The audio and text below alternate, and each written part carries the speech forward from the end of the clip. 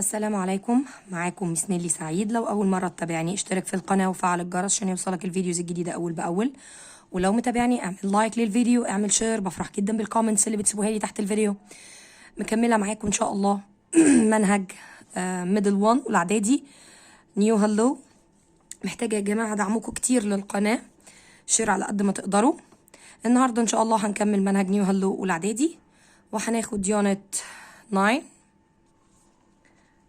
اليونت بتاعنا بعنوان adventure. تمام، التي مع اليو بتتنطق ش. تعالوا نشوف الاول الفوكابس بتاعتي ايه. هنا بيقول لي اعطيني السبورتس. دي السبورتس الرياضه، ودي اسمها adventure sports. في منها الووتر سبورتس، في منها الماونتن سبورتس. طيب diving kayaking هي زي canoeing التجديف يعني. sailing windsurfing rock climbing البي silent mountain bike climbing trekking mountain biking zip lining كل ديت sports. بعدين عندي adventure sports اللي هي ديت اللي هي الرياضات اللي فيها مغامرة. Bedouin اللي هم البدو. date equipment guide journey nearly skill tent.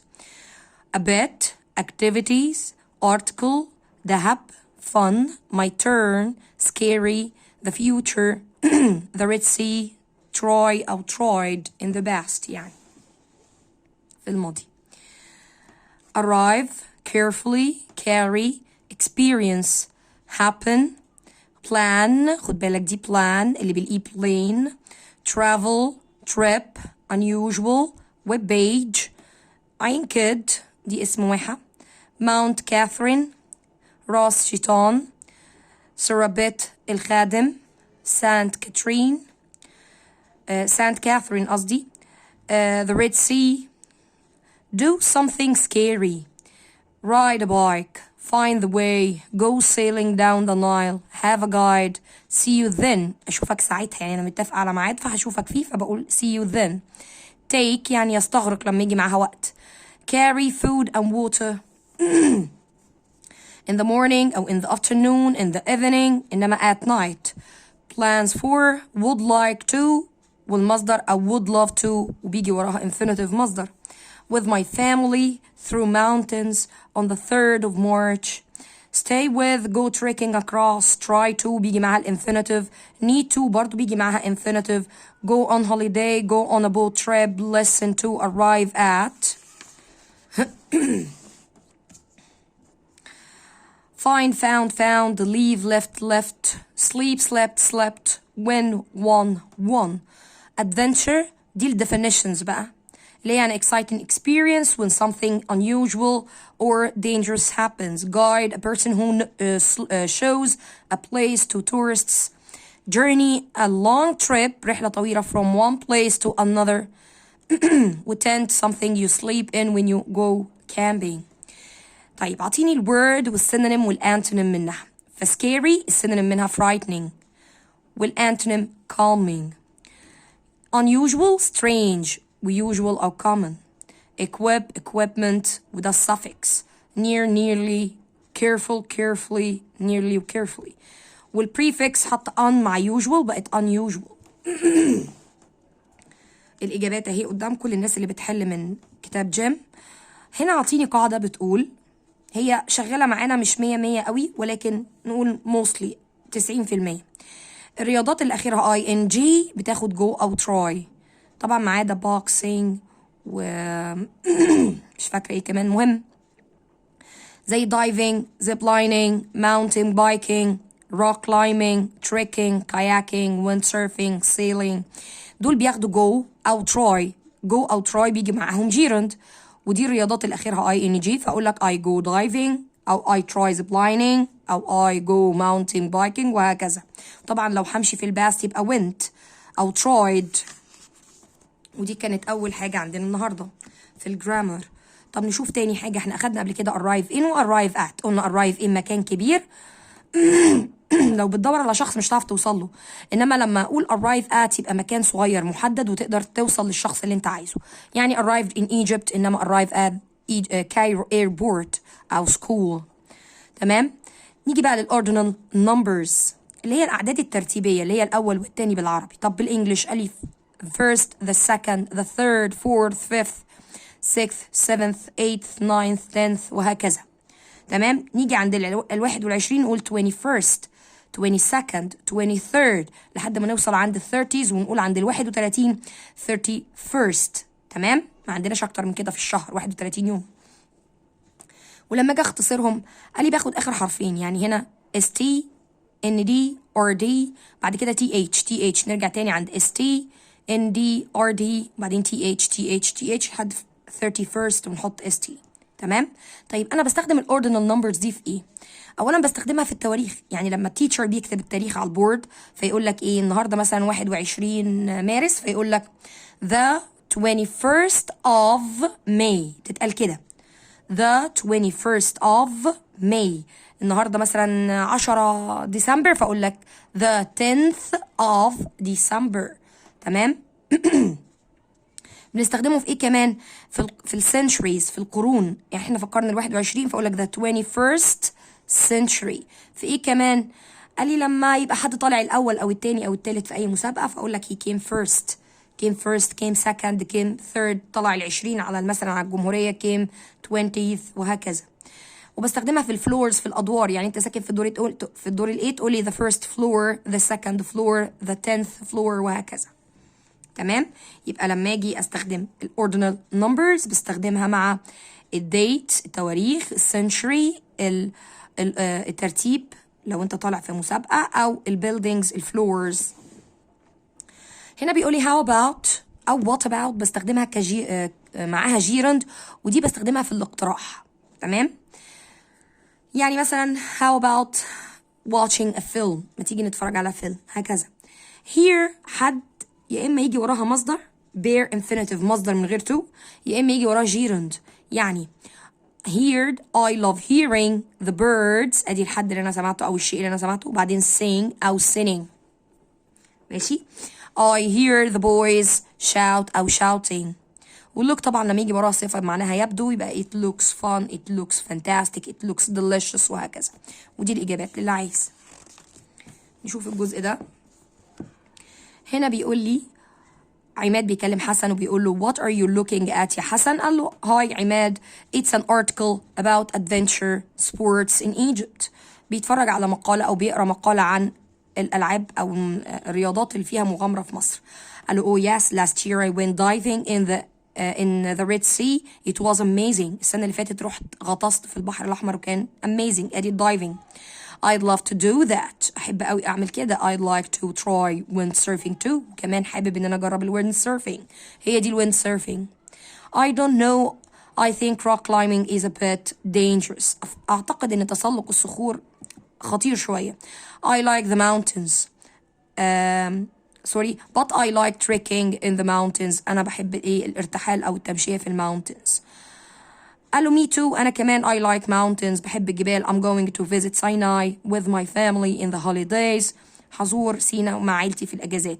Are you going to try mountain biking يا عماد؟ هتجرب ركوب الدراجة في الجبال؟ قالوا no I'm not going to do anything scary مش هعمل أي حاجة مخيفة. It's very difficult to ride a bike in the mountains. صعب قوي إن الواحد يركب عجلة في الجبال. I think you are right. أعتقد إن أنت عندك حق. Zip lining looks scary too. ده الزيب لايننج اللي هو بيبقى حبل من فوق لحد تحت وأنت بتتعلق فيه ببلت بحزام وتنزل كده. برضو مخيف. قالوا I think it looks fun ولكن واحد تاني بيقولوا لا أنا شايف الموضوع ممتع. I'm going to try it one day هجربها في يوم من الأيام. قالوا really بجد no way استحالة. وهنا عاد نفس الكلام تاني. We don't need to read it again. هنا بيتكلم عن my trekking adventure الرحلة بتاعته المغامرة بتاعت التمشية بتاعته. فبيقول باي أحمد next year السنة الجاية I'm going to go trekking across Sinai.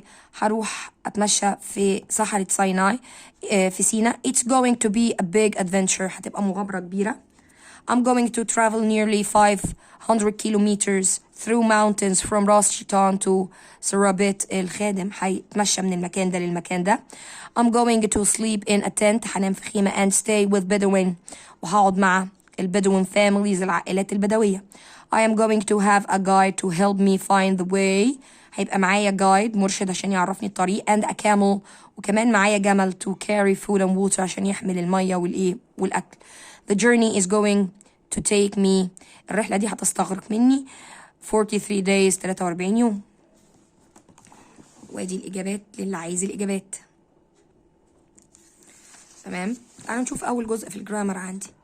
هو هنا بيتكلم عن الفيوتشر بgoing to. الفيوتشر بgoing to المستقبل بgoing to. هنا going to معناها سوف. تمام. والقاعدة بتقول عشان استخدم going to في الفيوتشر هيجي معاها am أو is أو are وبعدها infinitive مصدر. لازم يجي وراها مصدر لأن لو جا وراها مكان بقينا في present continuous. يعني لما أقول لك I am going to school كده present continuous am و is و are و ing. إن لما أقول I am going to travel كده جا مصدر فبالتالي ده بقى future going to. بستخدمها امتى؟ قال لي لما اكون بعمل plans خطط بس انا بالفعل عارف او مخطط لها. تمام. عارفها ومخطط لها فهستخدم am او is او are و going to. والverb في الانفينيتيف طبعا بستخدم معاها كلمات الفيوتشر زي tomorrow next week او next اي مدة او in the future او اي تاريخ لسه ما جاش. تمام.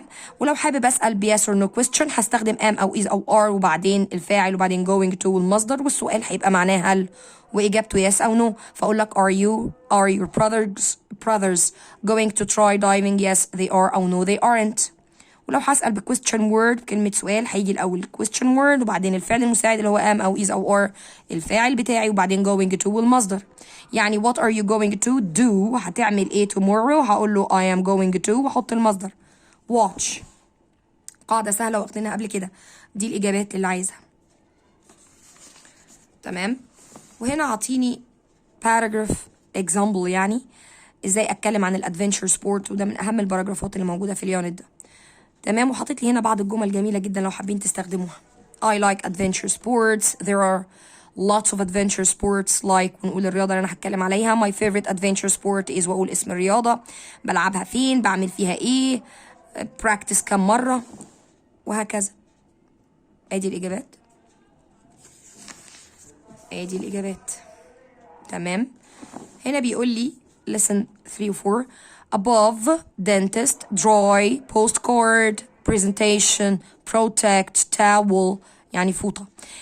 cloud ده noun. طب والadjective قال لي cloudy ودي بنستخدمها الوردز بنستخدمها عشان الweather الطقس.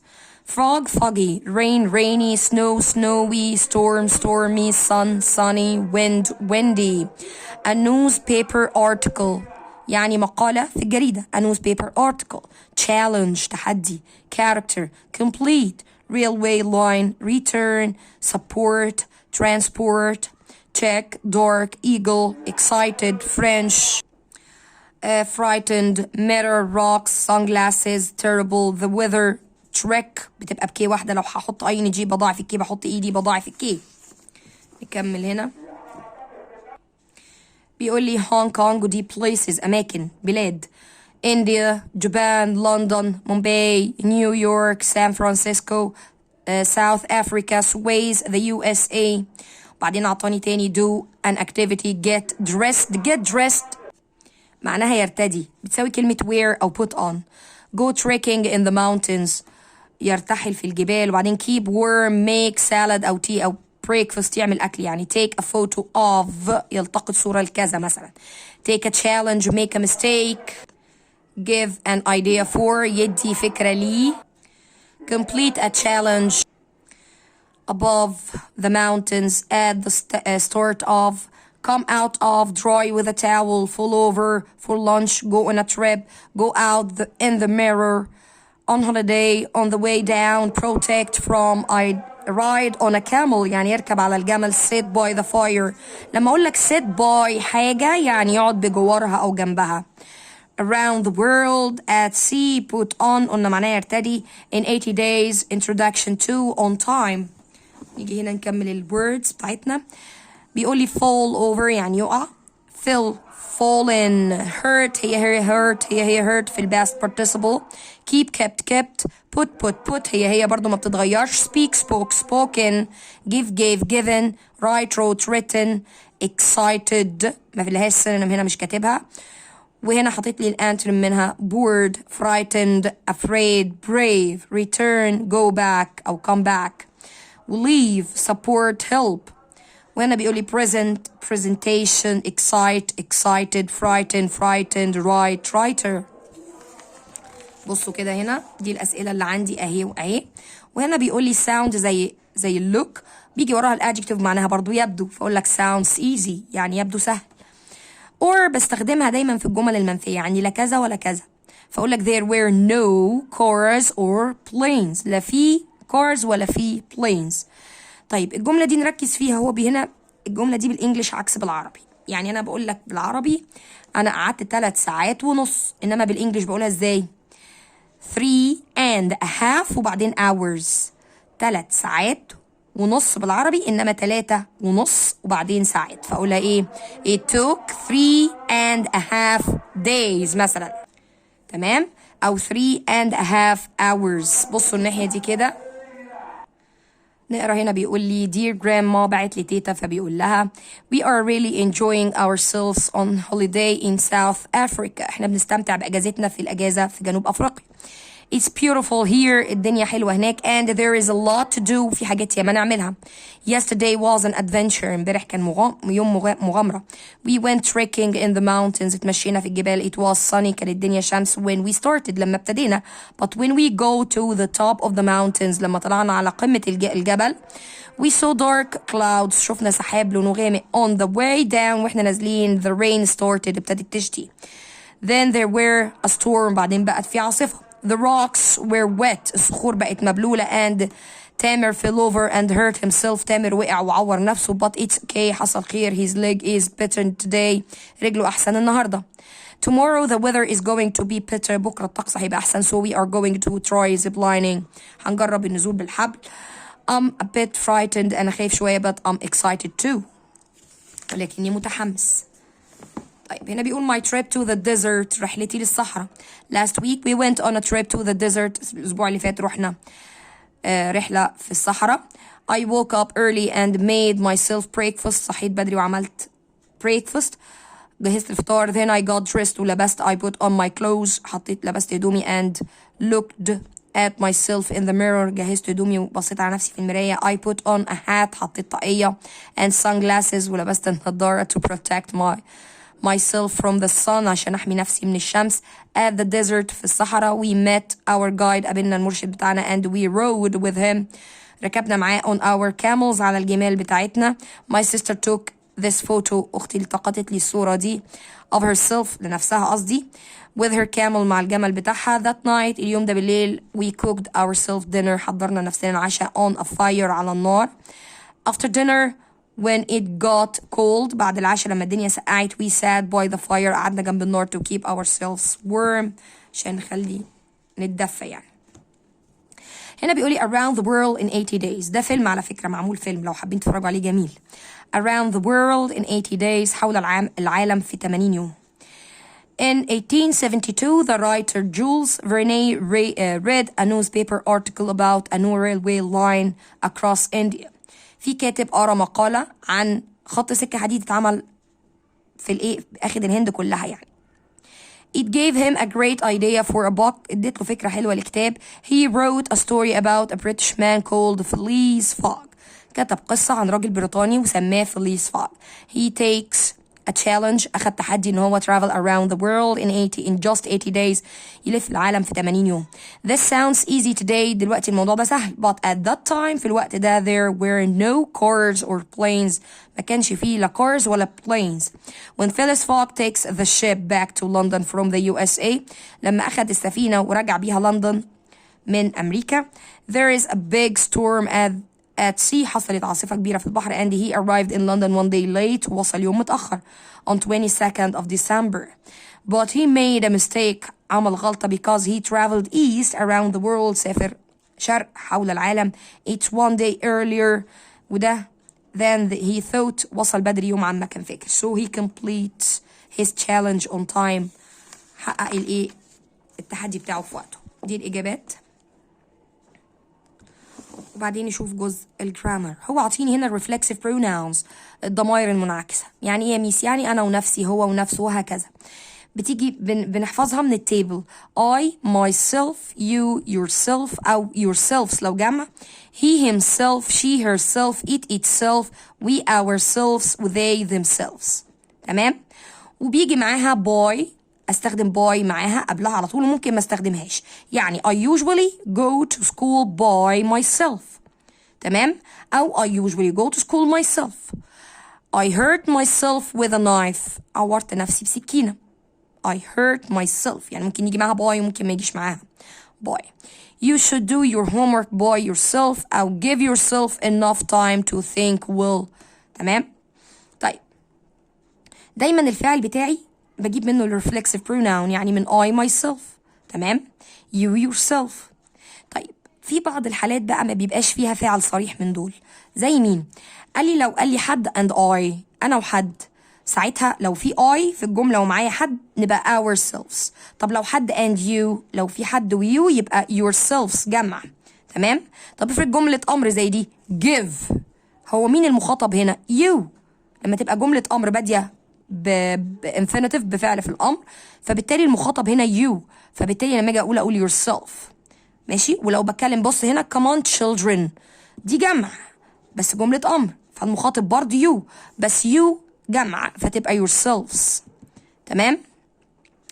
هنا قال he فقلت himself. طب هنا قال لي my father، ما هو father يعني he، فتبقى برضه himself. طب قال لي she فقلت herself. طب قال لي منى، ما هي منى يعني she، فيبقى herself. طب the cat يعني it، فتبقى itself. تمام.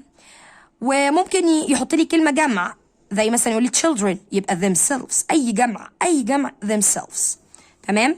ما عدا لو هنا كانت جملة أمر فبيقول لي come on children، جملة أمر بيتكلم جمع يبقى yourselves. تمام. ودي الإجابات. وهنا بيتكلم عن planning your trip، الرحلة. ودي برضو الإجابات أهي. نشوف lesson 5 و 6 بيقول لي basketball forum respect email letter magazine online photo album busy library helicopter present special I'd rather والinfinitive I'd rather والinfinitive والapostrophe دي اختصار would. let's وبرضه الانفينيتيف. love بيجي وراه جيرند فقال لي love being بحب يكوني ونكتب الحاجة اللي عجباني. make suggestions يعني يقترح. have tennis lessons look forward to بيجي معاها جيرند. look forward to بيجي وراها جيرند. different to أو different from form of respond to at the station advantages of excited about plan for a reply to on the computer. وهنا بيقولي dangerous السينونيم منها unsafe والantonyms safe online connected offline suggest الsuffix suggestion disadvantages. تمام. the prefix هنا بيقولي would اللي اختصارها apostrophe دي، ما احنا عارفين ان الapostrophe دي اختصار would وhad، فلو لقينا rather يبقى دي اختصار would وبيجي وراها الانفينيتيف اقول لك I'd rather أو I'd rather eat fruit معناها أفضل. تمام. I'd rather watch that film أنا حابب أتفرج على الفيلم ده. look forward to بيجي وراها gerund وخد بالك to دايما بيجي وراها infinitive ما عدا في حالتين look forward to و is used to. تمام. هنا بيقول لي I'm looking forward to بتطلع إلى seeing you لرؤيتك. love قلنا بيجي وراها إما gerund إما noun أقول لك I love the film أو I love watching the film. تمام. وأدي الإجابات بتاعت دي. هنا بقى أعطيني دايلوج بيتكلم شوية عن suggestions وحابة أقراه لكم أهو الاقتراحات. I'm really enjoying myself on our holiday مستمتع جدا بأجازتنا. I love being by the sea. by the sea بيحب كونه بجوار by يعني بجوار the sea. What shall we do this afternoon؟ دايما لما أحب أسأل حد نعمل إيه أقول له what shall we do نعمل إيه. فدي الاقتراحات بقى. قال له why don't we go swimming ما تيجي نروح نعوم. I'm not sure رفض. I am not sure مش متأكد. swimming is fun but we can do that at home نقدر نعمل كده في البلد بتاعتنا. I'd rather do something more exciting عايز أعمل حاجة أكتر ممتعة أكتر. فعطاله اقتراح تاني okay how about going windsurfing طب ما نروح windsurfing. في التانية قال له برضو رفض. I don't know I'm not very good at windsurfing and it isn't very windy today أنا مش شاطر في الwindsurfing وكمان الدنيا مش هوا النهاردة. Okay, not swimming, not windsurfing. I know, let's go kayaking. ما تيجي نروح kayaking. قال له good idea. I love kayaking. وافق وأخيرا. تمام. وهنا بيقول له dear كريم I'm really excited that you are going to come and stay with us next week. أنا مبسوط إنك هتيجي تقعد معانا الأسبوع الجاي. I'm looking forward to seeing you again. بتطلع لرؤيتك تاني. What time is your train going to arrive؟ قطرك هيوصل إمتى؟ We can meet at the station. هنقابلك عند محطة القطر. Our new home is by the beach. بيتنا على أو بجوار الشاطئ. We can go swimming every day. نقدر نروح نعوم كل يوم. There are lots of other things to do too. في حاجات كتيرة كمان نقدر نعملها. How about going windsurfing or diving؟ إيه رأيك نروح windsurfing أو نغطس؟ قال له on Thursday granddad is going to visit us. جدي هيزورنا. Let's make him a special present. تعالى نعمل له هدية جميلة. Why don't we find photos of ourselves and other cousins؟ ندور على صور لنفسنا والولاد عمنا. We can make him a photo album ونعمل له ألبوم. See you on Saturday. أشوفك السبت. وهنا بيقول dear منال. واحدة اسمها منال. I'm writing to tell you my plans for the summer. بكتب لك عشان أقول لك عن خططي في الصيف. It's going to be fun but busy. هتبقى ممتعة ولكن مشغولة. Then you can write to me about your plans. وبعدين اكتبي لي عن خططك. First I'm going to visit my cousins in Alex. هزور ولاد عمي في اسكندرية. They are going to take me to the famous library. هياخدوني المكتبة المشهورة. I'm very excited about that. ومبسوطة جدا بده. It's a beautiful building. ده مبنى كويس. I'm going to go home on 22nd of August. هرجع 22 أغسطس. I'm going to have tennis lessons. هتعلم دروس تنس. I can't play tennis now but I'm going to be very good after the lessons. أنا ما بعرفش ألعب دلوقتي بس هبقى كويسة بعد الدروس. Let's do something together before we go back to school. تعالي نعمل حاجة مع بعض قبل ما نرجع المدرسة. What about going to the beach؟ إيه رأيك نروح الشاطئ؟ You always like swimming. انت دايما بتحبي العوم. Write me soon so I know your plans. From Judy. اكتبي لي عشان اعرف خططك. وجودي اللي بتتكلم. دي الإجابات. ودي برضو الإجابات. ده آخر جزء جرامر في اليونت ده. ركزوا بقى معايا. هنا بيقول لي إيه؟ دي suggestions. الاقتراحات. إزاي أقترح وإزاي أرد. أولا الاقتراحات نوعين. يا إما جملة يا إما سؤال. طيب إيه الجمل اللي عندي؟ قال لي let's والinfinitive. let's بيجي معاها مصدر فأقول لك let's go diving. أو I'd rather go diving. I'd rather visit the park. تمام. وبرضو بيجي معاها infinitive. وهما دول الجملتين اللي عندي. وإحنا دايما بنستخدم let's يعني عموما في العموم. تمام. طيب الأسئلة قال لي عندي shall we والمصدر. shall we play tennis. shall we watch the film. shall we go to the cinema. وهكذا بيجي معاها مصدر. أدي أول سؤال. تاني سؤال وده أكتر سؤال بنستخدمه. why don't we والinfinitive. يعني وليه ما نعملش كذا. why don't we watch the film. why don't we go rock climbing. بيجي معاها مصدر. عندي how about و what about. الاتنين زي بعض. وماذا عن أو إيه رأيك في كذا. وبيجي معاها gerund. الاتنين بيجي معاهم gerund. يعني how about playing football. what about going to the cinema مثلا. طب لو أنا موافق هقول good idea great idea okay why not وليه لأ. أو that sounds good ده كويس. تمام. لو أنا مش موافق هقول that sounds a bit scary مخيف إلى حد ما. أو I am not sure about that. مش متأكد من الكلام ده يعني مش عاجبني الكلام. أو I don't prefer it أو I would prefer not. مش بفضل ده لو أنا هرفض يعني. تمام. وإحنا شوفنا الإجابات دي. ودي كمان الإجابات دي. وآخر حاجة هنا أهي. ده الريفيو. ودي إجابات مالناش دعوة ادي الإجابات اهي. وده التست يا جماعة الناس اللي عايزة الإجابات بتاعة اليونت. تمام كده. احنا بكده نكون خلصنا يونت 9.